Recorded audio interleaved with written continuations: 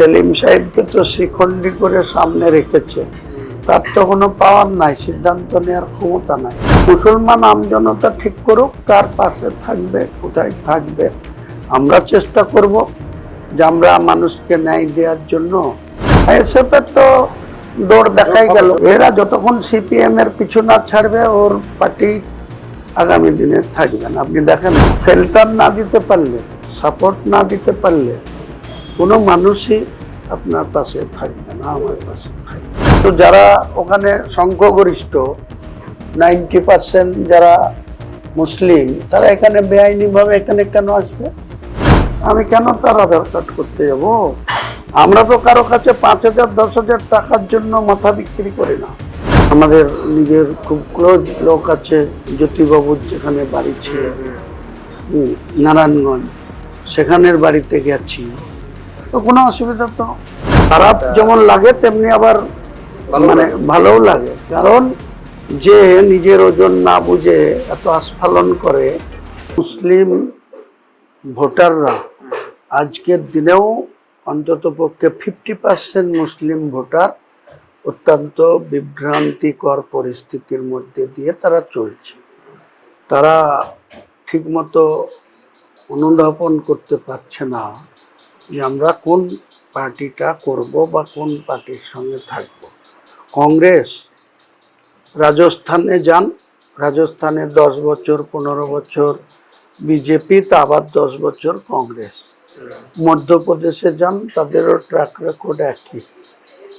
ইউপিতে যান, কখনো অখিলেশ যাদব, মুলায়ম সিং যাদব, মায়াবতীরা, তা কখনো আবার বিজেপির যোগী আদিত্যনাথজি। কিন্তু এই বাংলায় কংগ্রেস দলটা সেই 1977 সালে সিদ্ধার্থবাবু পরাজয় স্বীকার করেছিল। 34 বছরের বাম, আবার 15 বছর, তাহলে হিসাব করুন প্রায় 50 বছর।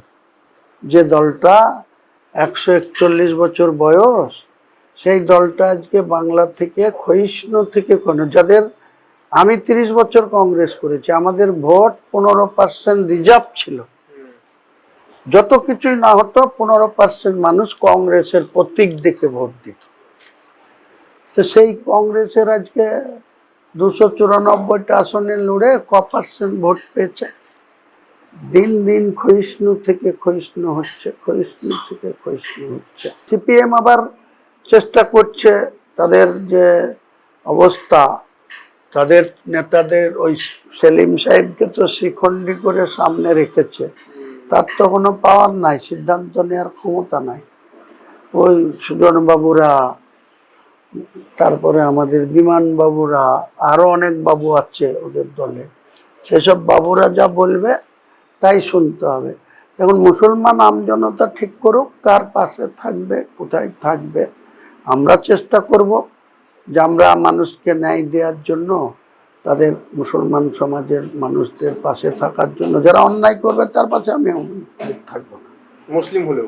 হ্যাঁ, রে চোর চুরি করবে, গেঁজা খাবে, মদ খাবে, কারো ঘর ঢুকবে, ওসব মুসলিমের পাশে হুমায়ুন কবির থাকবে না। যারা সাচ্চা মুসলমান, ইমানদার মুসলমান, যারা ন্যায় পথে চলবে, যারা মুসলিমের আদত মেনে চলবে, কোরআন হাদিস সম্মান করবে, তাদের সঙ্গে আমি আছি।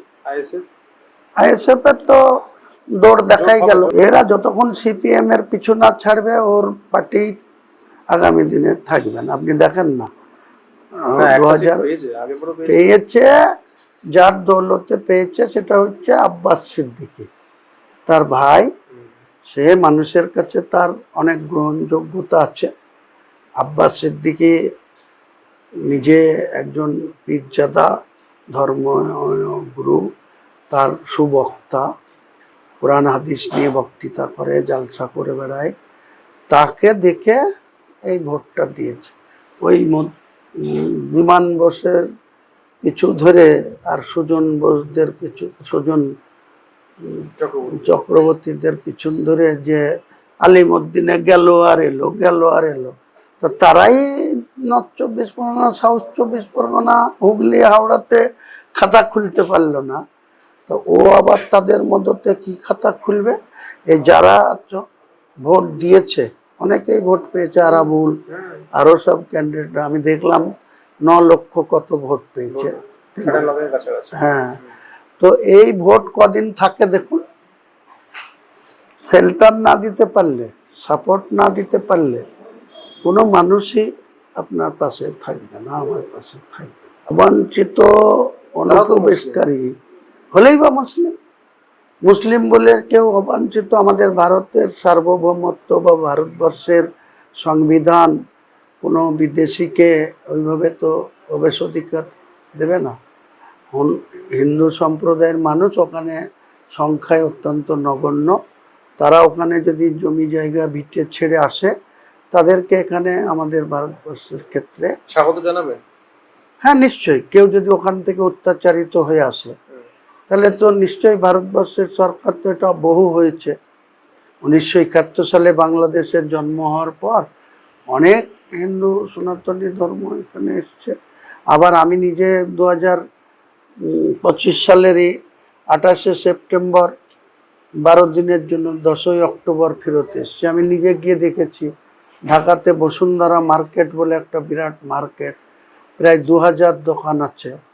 সেখানে দেখেছি 30% না হলেও 20% হিন্দু দোকান। সেখানে মার্কেট করেছি, গোল্ডের মার্কেটে গেছি, কথা বলেছি হিন্দুদের সঙ্গে। হ্যাঁ, দোকানে গিয়ে বসেছি, চা খেয়েছি তাদের দোকানে। হ্যাঁ, এই বারাসাতের লোক, তার বাবারা সব বারাসাতে থাকে, ওরা ওখানে ঢাকাতে থাকে। তা আমি তাদের সঙ্গে কথা বলেছি, এমনকি তার দোকান থেকে মানে 2 লাখ 2.5 লাখ টাকার ওই ঢাকায় জামদানি থেকে শুরু করে অনেক কিছু কেনাকাটা করেছি। পাশে মুসলিমের দোকান। তো আমি বলেছি যে আপনাদের কি কোনো অসুবিধা হয়েছে? নির্দ্বিধায় বলেছে কোনো অসুবিধা হয় না, একসঙ্গে আড্ডা মারি, একসঙ্গে দোকান খুলি, পাশাপাশি হিন্দু মুসলমান দোকান, কাস্টমার হিন্দু মুসলমান, কোনো হিন্দু কাস্টমার মুসলমানের দোকানে কিনে, কোনো মুসলমান কাস্টমার আমি হিন্দুর দোকানে কিনেছি। আমি আমার ওটাকে যাচাই করার জন্য আরও আমি কিনেছি, কথা বলেছি। প্রায় 1 ঘন্টা দোকানে ছিলাম, অনেক ভদ্রভাবে তেনারও দেখেছেন। আমি তারপরে ঢাকা যে সব থেকে বড় মন্দির ঢাকাতে, সেখানে গিয়েছি, পুরোহিত মশাইয়ের সাথে কথা বলেছি, ওনাকে কিছুটা আর্থিক সাহায্য করেছি, প্রণাম করেছি। উনি আমাকে মুসলিমরা কিছু বললো না আপনাকে? না, আমি মুসলিম সঙ্গে নিয়ে গেছিলাম। আমি যাদের বাড়ি গেছিলাম তাদেরকে সঙ্গে নিয়ে ওখানে কাছে গিয়েছি, মন্দিরে গেছি। হ্যাঁ, কি বলবে? নিজের যদি সৎ মনোভাব থাকে, সৎ ইচ্ছা থাকে, কেউ কাউকে কিছু বলবে। হ্যাঁ, তারা তো বাধ্য হয়ে আসছে যদি, তাহলে তাদের তো এখানে জায়গা পাওয়া উচিত। কিন্তু যারা ওখানে সংখ্যাগরিষ্ঠ 90% যারা মুসলিম, তারা এখানে বেআইনিভাবে এখানে কেন আসবে? সেটা তো ঠিক না। আমি বেআইনিভাবে কেউ কোনো রাষ্ট্র থেকে এইভাবে প্রবেশ করুক, এটা তো মোটেই কোনোদিন সমর্থনযোগ্য না। চলে যাওয়াই ঠিক। নিশ্চয়, যারা এইভাবে এসছে, অনেক গরিব মানুষ, তারা কাজের মাধ্যমে এখানে বেআইনিভাবে বর্ডার ক্রস করে এসছে। এখানেও কিছু মুসলিমদের গরিব মানুষ হচ্ছে, তাদের মেয়ে বিবাহযোগ্য মেয়ে আছে, তারা বিয়ে করে নিচ্ছে। সে কোনো তৃণমূলের মাতব্বরকে ধরে তারা আধার কার্ড করে দিচ্ছে। এসবগুলো তো বেআইনি, বেআইনি, বেআইনি। তখনও না কংগ্রেসে করেছি 30 বছর, তাও করিনি। কারো আধার কার্ড করে দেন? মাথা খারাপ হয়েছে নাকি? আমি কেন তার আধার কার্ড করতে যাব? আমরা তো কারো কাছে 5,000 10,000 টাকার জন্য মাথা বিক্রি করি না। আমি টাকার বিনিময়ে অন্যায় কাজ করব, এটা আমি কোনোদিন কল্পনাও করি না। কেন করতে যাব? অনেক রিলেশন আছে বাংলাদেশে আমাদের, ঢাকাতে আছে, কেরানীগঞ্জে আছে, ওদিকে এতে আছে, খুলনায় আছে, অনেক জায়গায় আছে। আমাদের নিজের খুব ক্লোজ লোক আছে, জ্যোতিবাবুর যেখানে বাড়ি ছিল, নারায়ণগঞ্জ, সেখানের বাড়িতে গেছি, তো কোনো অসুবিধা তো শুনিও নি। দাদার সঙ্গে কথা হচ্ছে অধীর বাবু?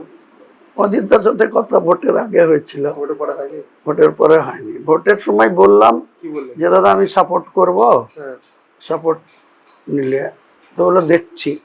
তারপরে আমি ওপেন যখন মিডিয়ার মাধ্যমে বললাম যে অধীরবাবুর মতো লোক লোকসভায় 5 বারের সাংসদ, সে হেরে গেছে 24-এ, তো বিধানসভায় যদি দাঁড়ায় আমি তাকে বিধানসভায় যাওয়ার জন্য সাপোর্ট দিতে চাই। ও চুপ থাকতে পারতো, চুপ না থেকে পরের দিন বিরাট ভাষণ মারল যে আমি আমার নিজের দমে জিতে যাব, কারো সাহায্য দরকার না। আমার নাম করেনি, বলেছিলাম তো আমি, তাহলে সেটা কি বলা হলো যে আমার কারো সাহায্য দরকার নাই, আমার নিজের দমে জিতবো। তো কেমন দম দেখে নিলাম 4 মে। খারাপ লাগে পরে এতদিনের? খারাপ যেমন লাগে তেমনি আবার মানে ভালোও লাগে, কারণ যে নিজের ওজন না বুঝে এত আস্ফালন করে, তাদের মতো লোককে আমার মনের ভিতর থেকে শ্রদ্ধা জানাতে পারি। দেখুন, অধীরবাবুর হচ্ছে বরিশালের, ওর বাবা নিরঞ্জন চৌধুরী বরিশালে থাকতেন। অধীরবাবুদেরকে বাচ্চা ছেলে অবস্থায় নিয়ে এসে বহরমপুরে থাকতো। তো অধীরবাবুরা বরিশাল থেকে এসে এই দেশে এসে 5 বারের সাংসদ হয়েছে, রেলের রাষ্ট্রমন্ত্রী হয়েছে, প্রদেশ সভাপতি হয়েছে তো, তাহলে অনেক সম্মান পেয়েছে। তাহলে আমরা দেখতে পারি না এটা ব্যাপার না, কিন্তু যখন দেখি তিনি ভারতবর্ষের রেলের প্রতিমন্ত্রী হয়ে, যেখানে 68% মুসলিম অধ্যুষিত সিট, সেই সিটে 5 বার তাদের ভোটে জিতে, তাদের একটা ক্যাজুয়াল চাকরিতেও ঢুকিয়ে দেয় না, তাদের একটা কোনো ডেভেলপমেন্টের জন্য কোনো কথা না বলে শুধুমাত্র হিন্দুত্ব খুঁজে বেড়ায়, তার পরিণতি এরকমই হবে। আমি যদি শুধু মুসলিমের জনপ্রতিনিধি বলি, যে কিছুদিন আগে শুভেন্দুবাবু বলতেন বুক চিতিয়ে, আমি সনাতনীদের MLA, সনাতনী ভোটে জিতেছি, হিন্দু ভোটে জিতেছি, আমি কোনো মুসলিম ভোট পাইনি। এখন তো বেশি বলবেন, কারণ সব হিন্দুরা ভোট দিয়ে দিয়েছে। এখন আর বলবে না, বলেছে 9 তারিখের পর কই বললাম তো। মুখ্যমন্ত্রী হিসেবে বলবে, হ্যাঁ মুখ্যমন্ত্রী হিসেবে আর বলবে না, তখন আবার ওই এর কাছে ধমক খেতে হবে, মোদিজির কাছে, RSS এর কাছে। মোদিজি বলবে, মোদিজিকে যেমন একসময় বলেছিল অটল বিহারী বাজপেয়ী রাজধর্ম পালন করো, তখন আবার এটা বলবে।